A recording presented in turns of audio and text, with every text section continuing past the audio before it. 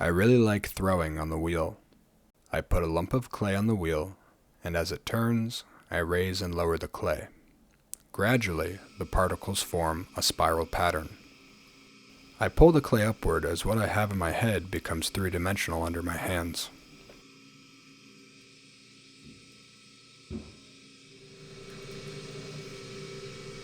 That's the work I really enjoy, when my own thoughts and the movement of my body make a piece take shape.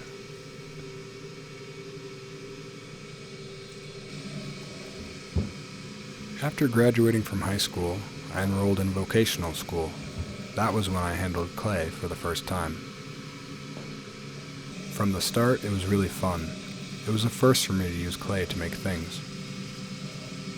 One of the major differences between Kutani Ware and other production areas is that even though it's pottery like the others, it has a division of labor system.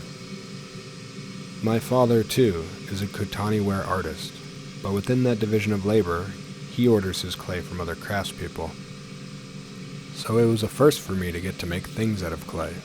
I really enjoyed that time.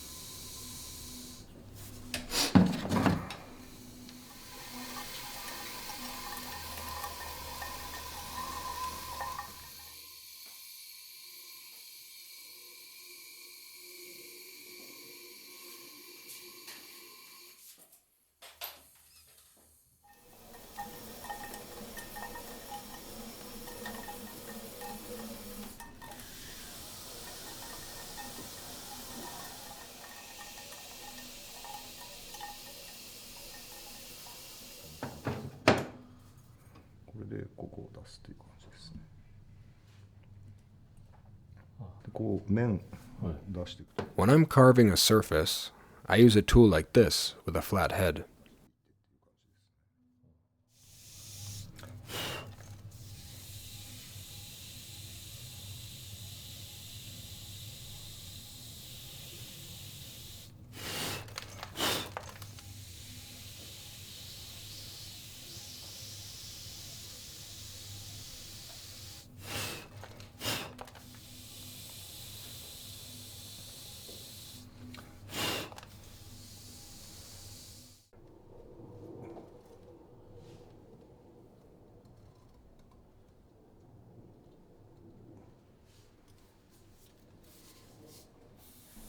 I was an assistant to an artist who makes objets d'art and art pieces.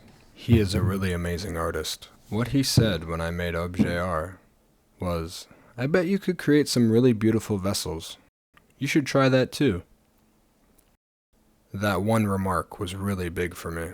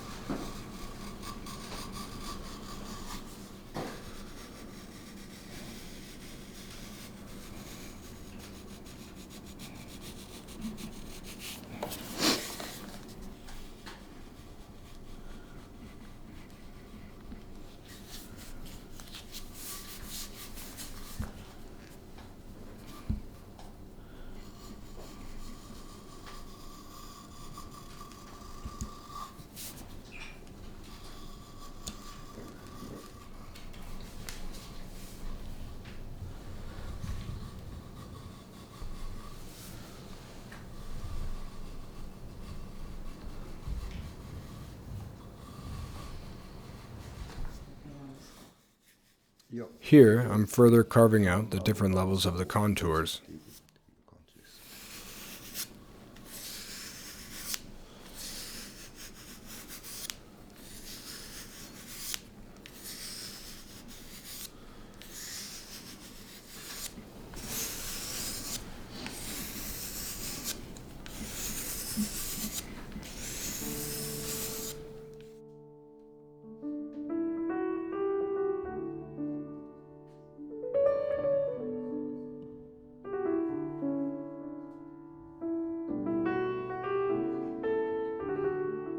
In general, many of my motifs are of plants, flowers, or fruit. Many of my forms reach upward. I come up with designs in my head, then make them. That's why I create so many pieces. When I visited a certain besenware artist a long time ago, he told me, just make as many as you can. He said that even if the number of things I have to exhibit is small, I should just make as many as possible. So my family gets mad at me like, "You don't have to throw that away, what are you doing?" But I tell them, no, that's not it.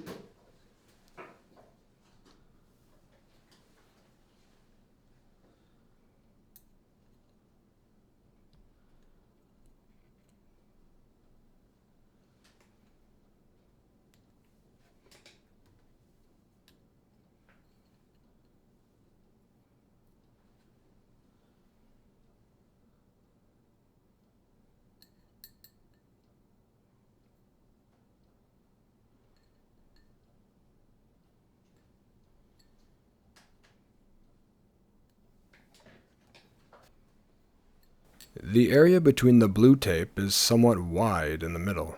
I apply liquid rubber here with a fine-tipped brush.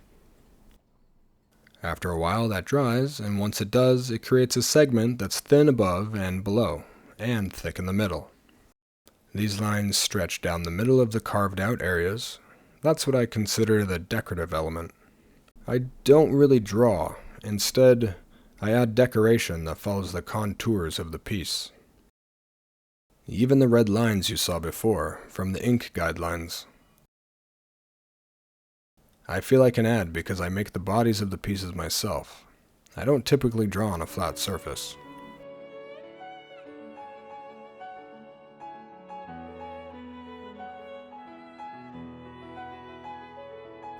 Embodied in these pieces are a sense of order and a sense of hope. That is what I create.